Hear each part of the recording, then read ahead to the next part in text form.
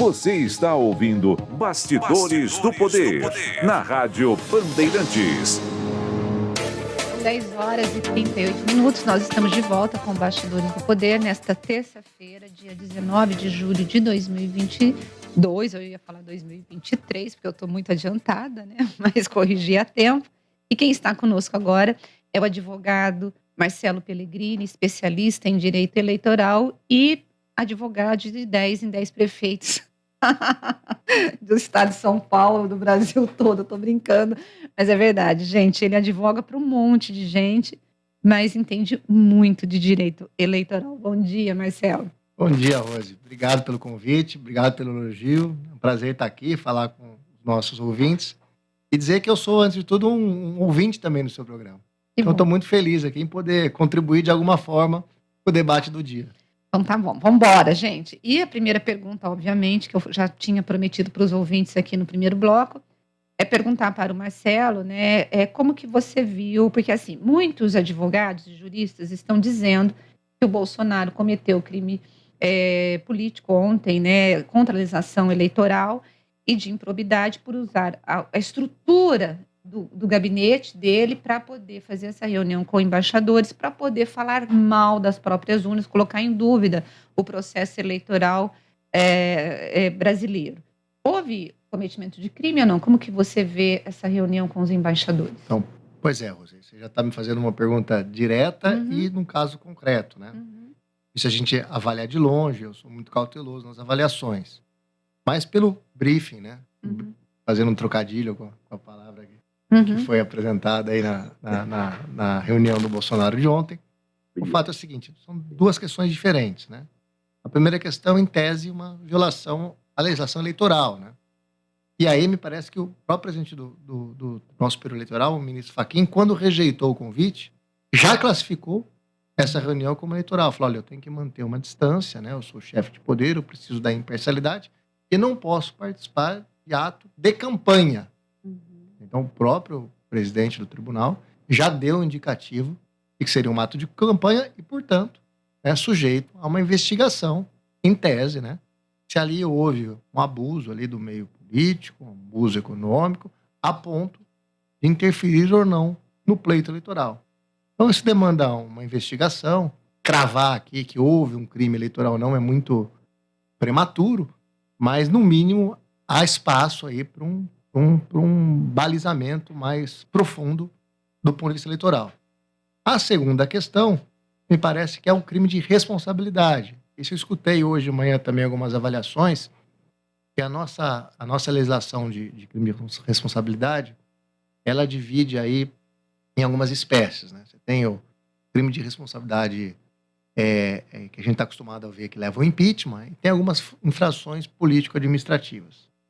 Mas o fato é que lá no Decreto-Lei 201/67 existe uma previsão que você atentar contra a democracia, atentar contra as instituições e desacreditar os processos democráticos da sua nação, que o Bolsonaro preside, né?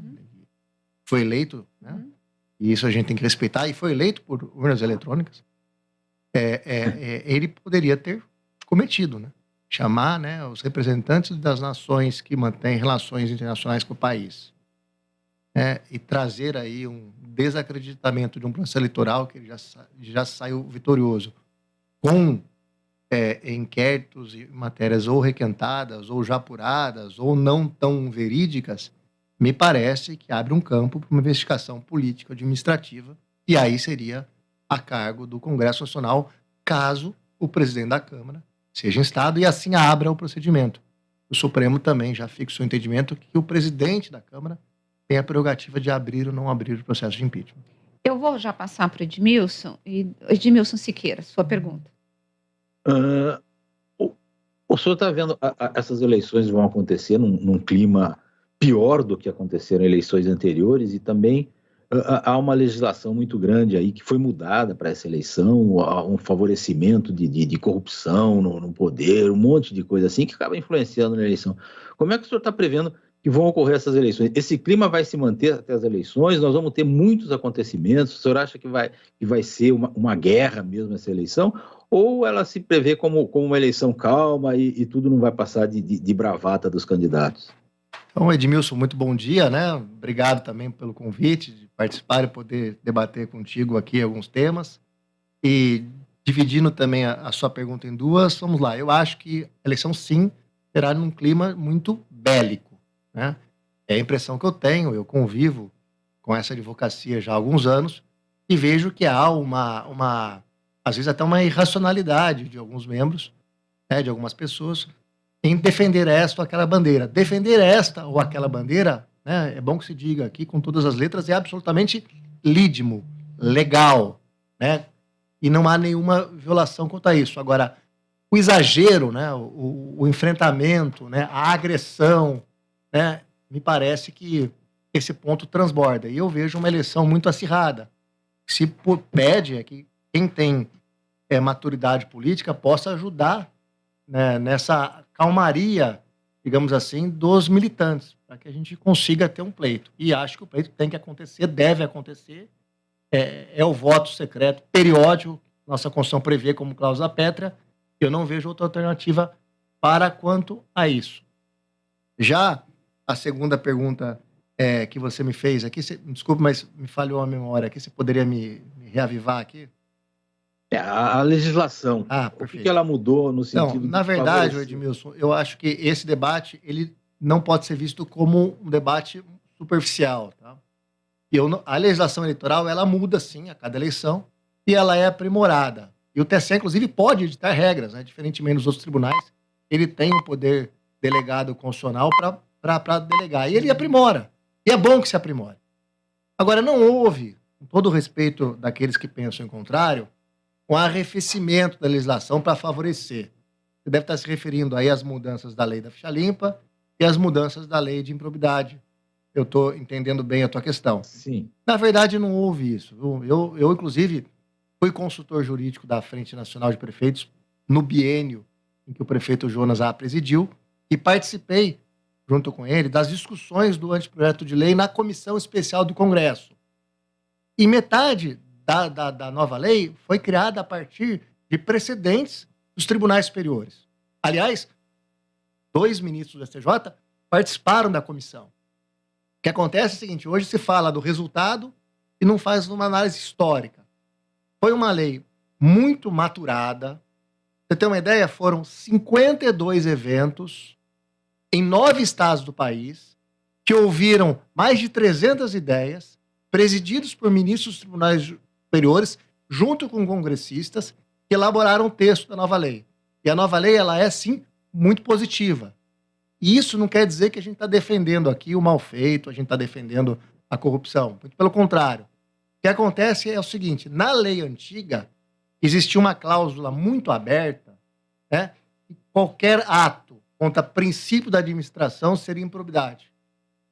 Com todo o respeito, isso é um absurdo do ponto de vista legal, né?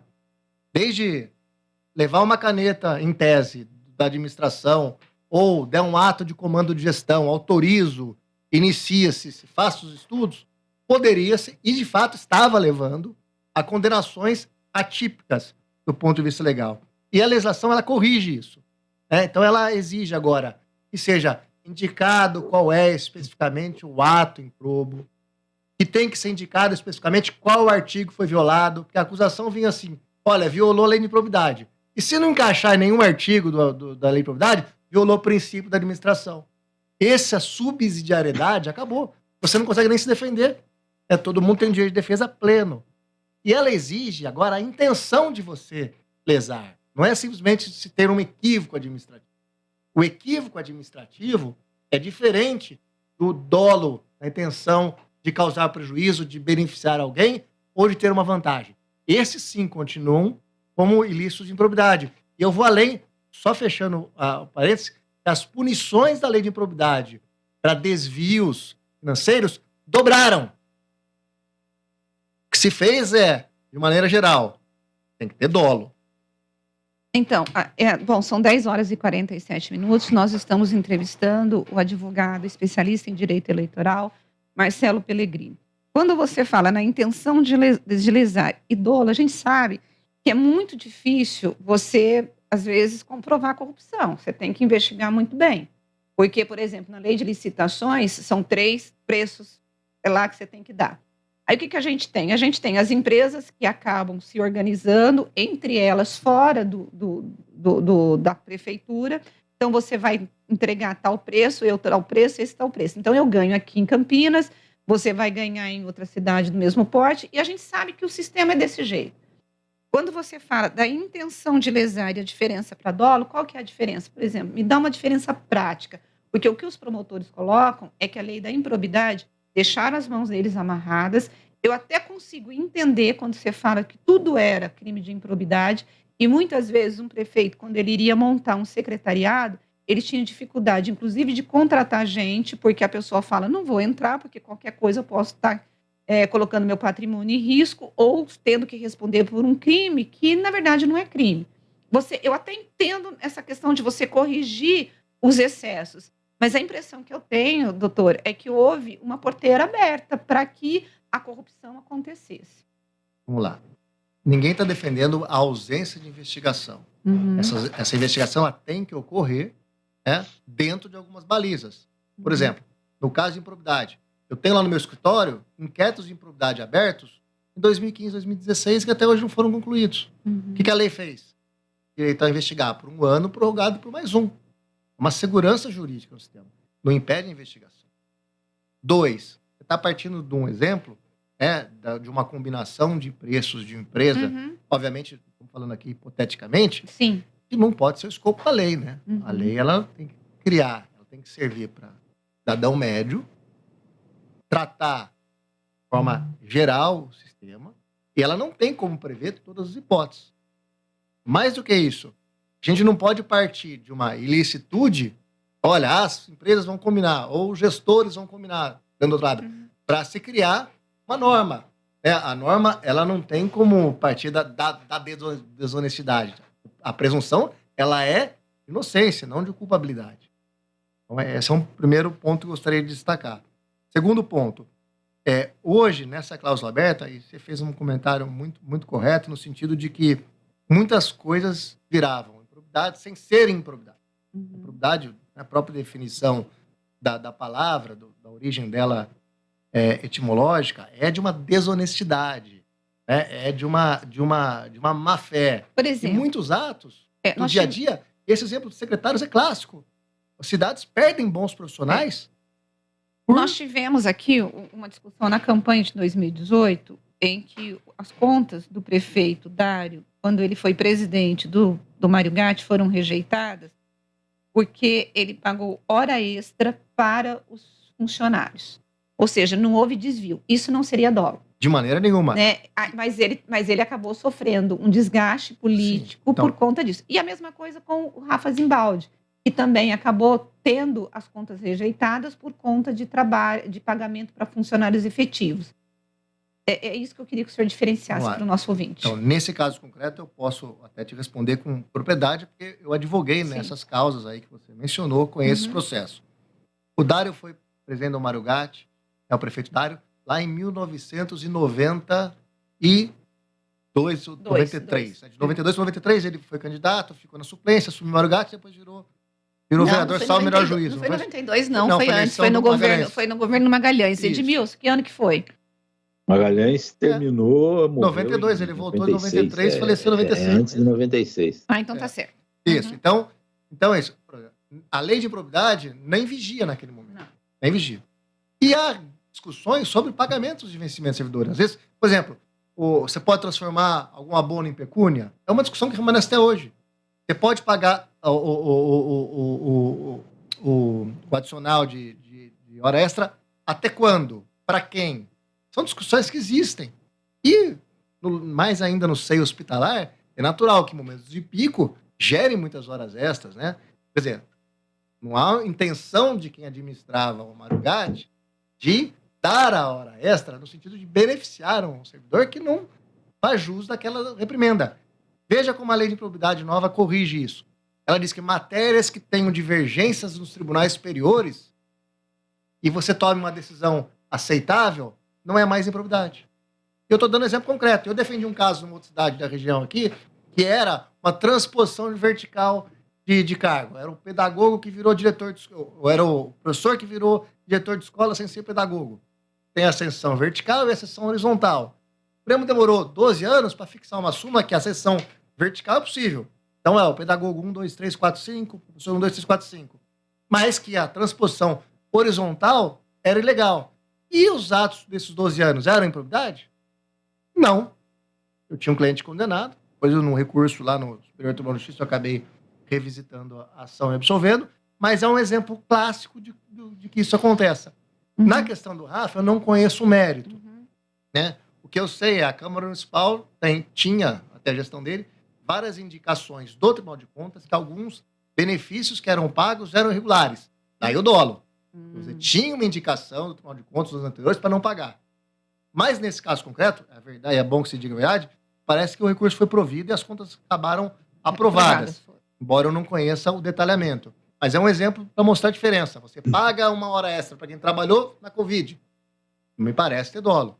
Agora, você paga um adicional, sendo que o Tribunal de Contas faz 3 anos dizendo para não pagar, me parece ter dolo. Entendi. Então, acho que é um exemplo clássico e claro para o ouvinte. Agora, voltando aqui para as eleições, são 10 horas e 54 minutos. Nós estamos entrevistando o advogado Marcelo Pellegrini sobre as eleições. A impressão que eu tenho em cima dessa disputa que o próprio Bolsonaro colocou e desacreditando as urnas eleitorais, e a minha pergunta é, a impressão que eu tenho é que o TSE está encurralado. Mas eu vejo todos os candidatos, a eleição ela foi antecipada, o ano passado nós já começamos a viver as eleições. E a impressão que eu tenho agora é que nós já estamos no segundo turno das eleições. Afinal de contas, há uma desobediência à legislação eleitoral, porque está todo mundo fazendo a pré-campanha, todo mundo fazendo eventos eleitorais. Esses eventos que todos os candidatos, Bolsonaro, Lula, Ciro, Simone Tebet, isso é ou não campanha eleitoral? Então, isso é uma pré-campanha eleitoral e não é proibida pelo ordenamento jurídico. Lá em 2018, houve uma modificação na legislação eleitoral, e aí pegando o gancho de uma das dúvidas aí do Edmilson, que criou-se a possibilidade de ter pré-campanhas no país. Né? Okay. Então, ir hoje em qualquer evento, o que você não pode fazer? Tem algumas coisas que você não pode fazer. Por exemplo? Você não pode dizer que é candidato. Por isso que quando os candidatos vêm aqui, quando eu falo assim, candidato, eles não, pré-candidato. Porque candidato só é depois da convenção. Sim, né? Entendi. A definição legal é essa. Você não pode pedir voto, isso é proibido. Usou a palavra voto, quero voto, de forma direta ou subliminar, realmente você está incidindo numa conduta vedada. Mas é uma coisa que um amadurecimento das eleições a cada ano vai legitimar. Os Estados Unidos tem pré-campanha desde o começo do ano. Eleição em novembro, presencial. Começa lá no dia, se eu não me engano, lá a primeira pré-campanha lá já é no começo, no final de fevereiro, ou na primeira semana de março já. E fica o ano inteiro em pré-campanha. Agora, realmente, olhando o nosso caso concreto, eu também vejo uma antecipação da discussão desde o ano passado, né? Uma polarização do país em torno de 2 candidaturas majoritárias, uma discussão de temas, alguns salutares, outros não tão salutares assim para o país, mas que a princípio não tem. Por exemplo, usar bem público para isto pode ser irregular. Entendi. Fazer um evento dentro seu partido, no hotel, com o dinheiro do partido, para difundir ideias de pré-campanha. Não é irregular. Pode fazer. Pode fazer. Agora, fazer dentro do palácio. Por exemplo, se o prefeito de Campinas fizesse uma reunião lançando o Jonas dentro da prefeitura, isso é ilegal. Então, é até difícil responder essa questão, porque você está se referindo aí a questões que eu advogo diretamente. Então vamos pegar outro político. Mas não, por exemplo, não, o Dário não faria um lançamento de candidatura de quem quer que seja dentro do paço municipal. Eu acho que ela foi abusada, assim, no sentido, não faria mesmo. Mas vamos pegar aqui um evento... Pega o Bolsonaro, Rose. O Bolsonaro no Palácio do Planalto fazendo uma pregação eleitoreira como ele fez ontem. Usando o staff público. Você tem razão. Aí pode ter havido um ilícito. Não pelo fato dele fazer uma reunião com os apoiadores dele. A preocupação do senhor é... pode ter havido e tudo mais, mas para o público leigo, para o público normal brasileiro, certo, que entende o mínimo não é nem de leis, né, que está sujeito às leis, de todas as leis do país, ali é um crime notório, né, é óbvio, né, é o mesmo crime que a gente vê quando um senador da República compra uma casa de 6 milhões de reais com dinheiro vivo, a maior parte com dinheiro vivo. Não existe isso, certo? É dinheiro sujo, está na cara que é dinheiro sujo. Por que a legislação brasileira é tão falha, ou os poderes investigatórios do Brasil são tão falhos, que não percebem esses crimes óbvios que acontecem no Brasil? Todo dia, praticamente, acontece isso. A gente vê quantias enormes de dinheiro andando para lá e para cá no bolso, em malas, e ninguém consegue provar que esse dinheiro é sujo, e, obviamente, ele é sujo. Então, Edmilson, vamos lá. Você deu 2 exemplos concretos, né? Você deu a tua opinião aí, obviamente ela é abalizada e respeitada, não só por mim, mas por todo mundo que escuta. Mas primeiro, né, a gente vive numa democracia e que vige o princípio da presunção de inocência. Você demanda uma investigação. Usar um bem público para fazer um ato eleitoral, eu concordo com você que é um ilícito eleitoral. Não estou divergindo disso. Agora, em que tamanho e qual a reprimenda? A legislação dá algumas proporcionalidades quanto às penas. Né? 2, ele é o presidente da República, né? Ele está no exercício das funções dele. Ele não pode usar o palácio para fazer campanha. Mas ele pode fazer campanha no final de semana na motociata, entendeu? Desde que você não tenha aí o gasto de valores indevidos, inexcessivos. Eu também não concordo com essa forma de agir, mas ela não é por si só um ilícito. Essa é essa preocupação que eu tenho, entendeu? De não taxar as questões. Que nem seria crime eleitoral, né? Seria um abuso do direito eleitoral que pode gerar uma reprimenda gravosa. Teve aí uma disputa entre os artistas pedindo votos nos shows deles. Nós tivemos a Anitta, o pessoal lá do Lollapalooza, fazendo pedido de votos mesmo para o Lula, mostrando a bandeira do PT e tal. E os sertanejos falando do Bolsonaro, né? Inclusive, resultou, porque hoje as matérias dos jornais mostram que houve um crescimento bem grande de jovens que acabaram tirando o título eleitoral. Houve um crescimento alto, hoje são mais de 2.300.000 eleitores de 16 a 18 anos que podem votar.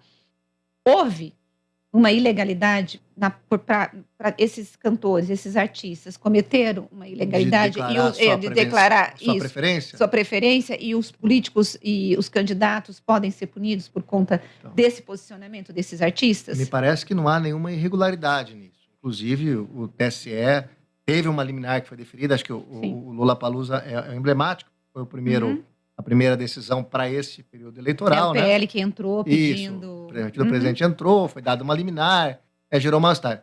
Quando nós temos os casos sensíveis, né, levando um pouco para o meu direito, os hard cases, sempre você vai ter o choque de 2 princípios constitucionais. Tem o voto, tem a liberdade de expressão. Então, o que cabe aí ao judiciário? Porque não existe um princípio constitucional que vale mais que o outro. Não é que nem a Constituição, que vale mais que a lei, que vale mais que o decreto. Então, no caso concreto, o tribunal, o operador de direito, o advogado, o procurador, eles analisam e entendem que naquele caso concreto qual o princípio que sobrepõe. Nesse caso concreto, me parece que o princípio da liberdade de expressão se sobrepõe. O TSE se equivocou na primeira decisão e depois eu imagino que ele voltaria, o plenário modificaria a decisão. Se é uma coisa orquestrada pelo partido, pelo candidato, o artista ir lá falar, você pode estar diante de uma irregularidade. Mas se o artista ou qualquer cidadão desse país, esponte própria, declare a sua preferência eleitoral, me parece que isso não tem nenhuma ilegalidade, que é uma decorrência do postulado da liberdade de expressão. Tanto é que você citou bem. Você tem em alguns tipos de música, de shows, uma preferência de alguns artistas para um candidato, e você tem alguns outros tipos de show de música em preferência para outros candidatos. E me parece que nesse ponto está dentro da regra do jogo, a não ser que fosse orquestrado pelo próprio candidato. O que nesses 2 casos não me parece ter havido. Bom, a partir de quinta-feira a gente tem a abertura aí das convenções partidárias, abrindo com o presidente Lula, né, para poder lançá-lo oficialmente como presidente da República, e o Alckmin como vice. Final de semana nós temos o Bolsonaro lançando também a sua candidatura. A partir desse momento, o que nós temos que você pontuaria como algo que os candidatos precisam prestar atenção para não terem as candidaturas questionadas a partir das convenções? Nós temos agora, entre 20 de julho e 5 de agosto, as convenções eleitorais. São os atos pelos quais os partidos indicam as suas coligações e os seus candidatos. Então, a partir da convenção, já serão candidatos. O voto continua proibido. Só pode pedir lá no dia 16 de agosto, quando entra o período de campanha propriamente dito, que nós estamos, cidadão comum, acostumado. Nesse período, ele já é candidato, mas não está em campanha. Então, ele vai continuar fazendo os atos dele, as reuniões partidárias, as visitas no país, nos estados, que, enfim, ele achar mais interessante para a sua estratégia eleitoral, que não é proibido. Ele já pode ser chamado de candidato, mas ele ainda não pode pedir o voto de forma expressa. Edmilson? É engraçado até, porque o cara já é candidato oficial dentro da lei, né? E de repente ele não pode pedir voto, né? É uma legislação complicada, digamos, no mínimo complicada, né?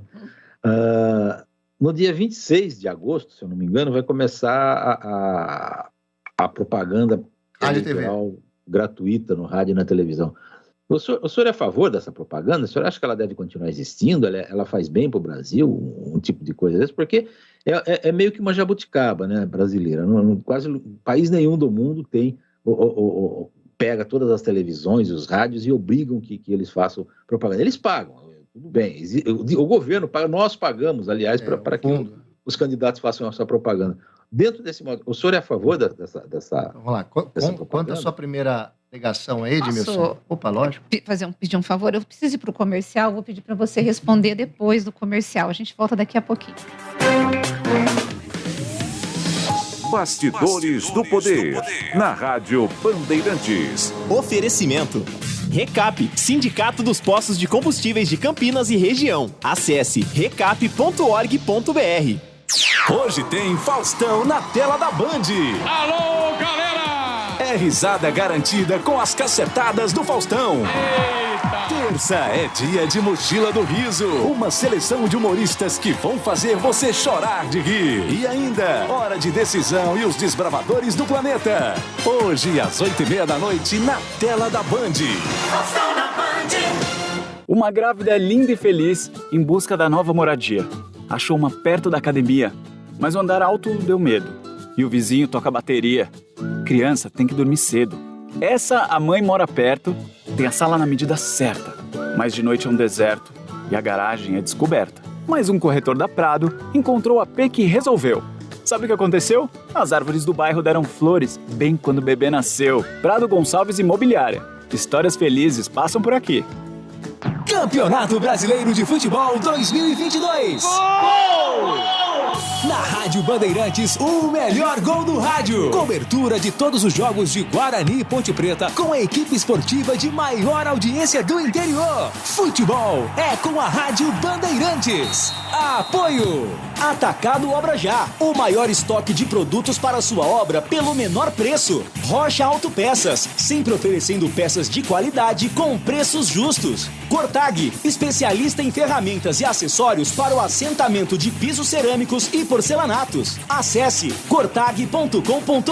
Siga no Instagram, @CortagBrasil. Golquer Saúde. O plano de saúde importante para a sua vida. Contrate 100% online e sem burocracia. golquersaude.com.br. Siga no Instagram, @Golquer Saúde. Aeropisos. Vai construir ou reformar? Aeropisos é o lugar. Acesse aeropisos.com. Nacional Sol. Reduz a conta de luz com a energia solar da Nacional Sol. Acesse nacionalsol.com.br.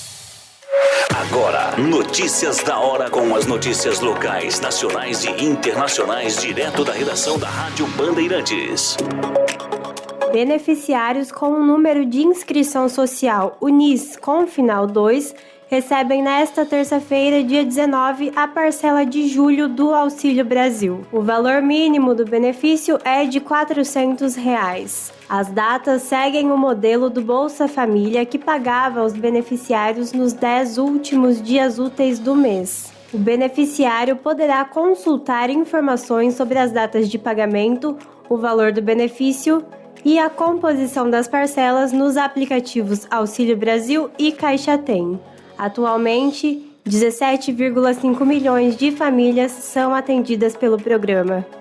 No início do ano, 3 milhões de famílias foram incluídas no Auxílio Brasil. Nesse mês, as parcelas mínimas ainda equivalem a R$ 400, mas de agosto a dezembro, o programa pagará benefício mínimo de R$ 600, conforme uma emenda constitucional promulgada no último dia 14 pelo Congresso Nacional.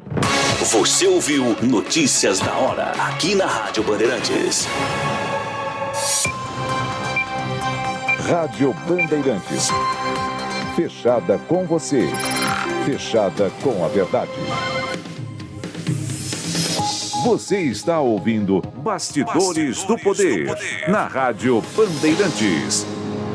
São 11h09, nós estamos de volta com Bastidores do Poder e nós estamos falando sobre eleições com o advogado Marcelo Pellegrini e ele vai responder a pergunta do Edmilson Siqueira. Você se lembra ou quer que o Edmilson faça novamente? Se lembra, né? Então vamos embora.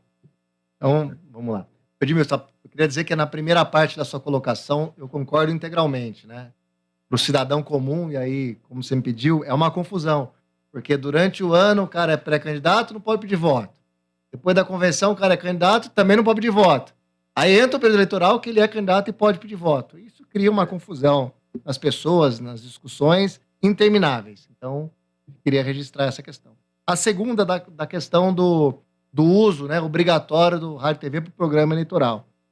Olha, eu confesso a você que eu já estudei bastante sobre isso e me reflito, toda vez que eu participo de uma eleição, eu reflito. Tem aí dois pesos para a gente contrabalancear. É uma imposição na ordem econômica absolutamente em desuso nos países e pelo mundo. Né? Não me parece que obrigar a transmitir seria correto. Mas, por outro lado, você tem partidos e agremiações que não teriam condições financeiras de ir para a TV, de passar o seu recado para a população. Então, o que a nossa legislação fez ao longo do tempo? Você tinha aqueles programas de 1 hora, todo dia, 3 vezes, que eram intermináveis, e ela foi aos poucos diminuindo o tempo. Hoje você tem as intervenções de 20 minutos, diárias e alternados, né, executivo e legislativo, dia sim, dia não, e as pílulas, né, que a mídia chama, aquelas inserções comerciais de 30 segundos. Então, eu acho que houve uma tentativa de evolução na legislação para você equilibrar a não intervenção do poder econômico com a possibilidade de todo mundo dar o seu recado, todas as vertentes ideológicas. Penso que para o país e para a nossa democracia que está amadurecendo, foi uma solução intermediada interessante. E penso também que isso deve caminhar cada vez mais para uma diminuição da intervenção, para um aumento da independência dos partidos. E talvez a cláusula de barreira, que agora ela foi fatiada, no seguinte sentido: você, se não consegue um percentual de votos, você vai receber só 75% do fundo eleitoral. Na próxima eleição, você não consegue uma quantidade de votos ainda maior, você vai receber só 50% do fundo eleitoral. Vai levar uma diminuição de número de partidos, que é excessivo no nosso ordenamento, e com o tempo e o amadurecimento, diminuir a ordem, a intervenção nas rádios e na televisão. Penso que esse é um movimento, que ele não é rápido, mas é um movimento de uma década, que eu estou relatando, e estou aqui me arvorando aqui em prever uma década para frente, de uma forma muito respeito aqui a posições em contrário. Agora, uma coisa que a gente tem visto nas campanhas e que tem mudado, né, as campanhas eleitorais é a tecnologia, os aplicativos e as redes sociais. E tem sido, assim, uma terra... Eu sei que já tem uma lei, mas é uma questão de terra sem lei nas redes sociais quando está assim em campanha, em que você solta vídeos detonando o seu adversário. E a rapidez a justiça não consegue ter essa rapidez para poder suspender e o estrago está feito. Você acha que as fake news, elas são nocivas mesmo? Obviamente, essa pergunta é óbvia. Mas como fazer com que esse candidato consiga ter um remédio rápido para poder reduzir, né, o efeito desse veneno? Ou não tem jeito? Eu acho, primeiro, que elas são muito nocivas, as fake news. E eu também não tenho dúvida disso, porque vivencio isso na prática, no dia a dia. 2, talvez seja uma grande dificuldade do mundo moderno eleitoral de equilibrar mensagens verdadeiras, né, independente de qual seja, né, a vertente ideológica, com o avanço das mídias sociais, né? Obviamente que o avanço da tecnologia é muito mais rápido que o avanço das vedações. A lei sempre está correndo atrás, né, de vetar. Alguns avanços tem feito. Me disse bem, já tem agora uma legislação. Antigamente se proibia, eleições lá 2014, 2016, era proibido usar as redes sociais do candidato. Depois foi liberado. E veio preocupação com as fake news. Então, criaram algumas regras mais duras, digamos assim, para 2020. Hoje tem um trabalho muito grande do Tribunal Superior Eleitoral com as empresas de aplicativos, de mídia social, no sentido de elas colaborarem e também de agirem de esponte própria. O judiciário não dá conta. Porque tudo que chega é muita informação. Você tem o juízo eleitoral de uma localidade para deliberar, e toda vez que essa norma, que essa inverdade, ela é determinada a suspensão, não é automático. Prende, a regra fala lá em 40 minutos para tirar do ar, etc. Mas o estrago já foi feito na madrugada, o compartilhamento já foi feito.